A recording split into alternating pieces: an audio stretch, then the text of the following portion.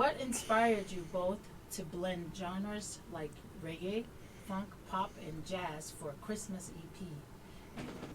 It's just that we come from a background of different styles of music, so we like to blend it, try to find a different vibe, because that's what we're about vibing. So that's what we do. Just blend music and see what happens. This EP is more than music, it's a mission. Can you share how the idea of donating proceeds to families and seniors came about and what impact you hope to make this Christmas? I'm hoping that the music that we make with the lyrics, production, it reaches so many people and that the proceeds can go to the families and the seniors of San Diego that really need it the most. Working together as producer and co producer, what was the creative process like behind the scenes? Were there any moments where you felt God's hand guiding the project? It always starts off with God's hand. I think He's the one who kind of inspires. Like when you wake up in the morning and you get it, you come into the studio, you just start putting progressions together and beats together. You just feel His presence. Sometimes you don't. That's how you know. Okay, let's start over. Every song is rooted in scripture and family values. How did you choose the verses or themes that shape the lyrics and overall tone of the EP? That's Leanne. We put tracks together. As we're doing the tracks, the vibe that comes across, we try to have the lyrics match it. If the vibe is an intimate vibe, we lean toward lyrics of how close we are to God or we're thankful for Him. If the vibe is faster or up tempo, it's almost like the joy that He gives us. So that's pretty much how we write lyrics to the tracks. For listeners who love diversified music and music ministry and music, what do you hope they take away from this EP beyond the melodies, especially during a season that often focuses on material things? I think it'll be good for the audience to take away the message, the lyrics, and just take in and hold on to all of the emotions that each song carries. If you had to describe the EP in 3 words, but one of them has to be a food, what type would they be? And why that food? I'd say Mom's Merry Trifle.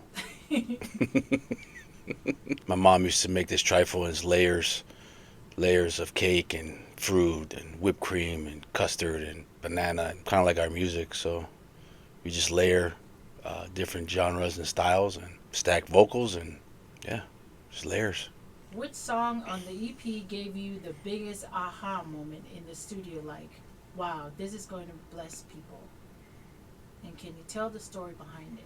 I think the song that I feel like would bless the most people would be the song Thank You, because that's straight up like giving thanks.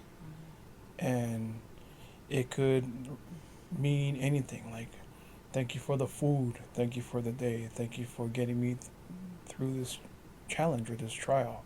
So for me, that's the one song that really grabs me right away lyrically. You mix reggae, funk, pop, and jazz for Christmas music. What was the most fun part about breaking the traditional Christmas sound rules? First of all, we don't follow rules. I feel that when you make Christmas music, it should just come from you. Everyone expresses what they feel or how they express musically their gifts or the way that they play or the way that they produce. And I just feel that every song we did, I just enjoyed. I really enjoyed it. There was no rules. What rules? Like tempo and yeah, just tune your instruments. That's probably the only rule. Every single song was original, so we made our own rules Yeah. and we broke them Hmm. and we made new rules. Yeah. If Jesus walked into the studio while you were recording, which track do you think he'd start dancing to first?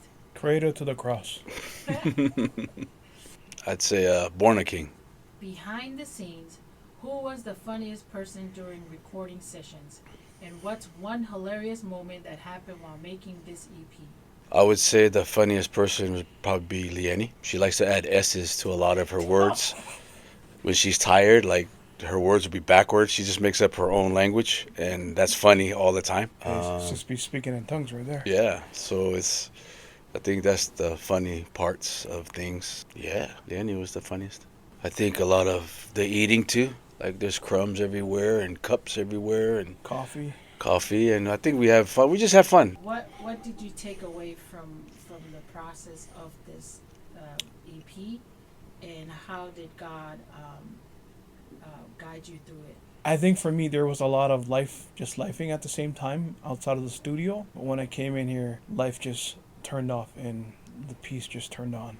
And even while we walked through musical and productional frustrations, it's like, this is this is where I belong. And it was just so nice to be back in the moment of working on and recording an album after so many years. That's a good point. We're not really frustrated in here, so I do believe when we do come in here that God's in here because we just make music. We just sit down and just start playing and see how it grows and see how it evolves. And I know God's here because every time I come in here, I'm at peace. And it's a good point Justin made that, life is lifing outside of the studio and you can bring it in here, but it never does. We leave it at the mat in the front and then that's it.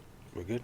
I want to thank all of our partners and supporters and our donors for donating to this album, because all the proceeds that you've donated to our website will go towards helping the families of San Diego and the seniors with paying for their utility bills and giving each other Christmas presents. I'd like to thank Alan Mascari and Marcus Damien for being on the album with us. I'd like to thank Risen and Izzy and Crete and everyone else that was on one of the songs with us from a long time ago. And then I also like to thank all of those who will help us by buying this EP so we can help those families have Christmas. And I appreciate you guys supporting us and just want to say thank you and Merry Christmas.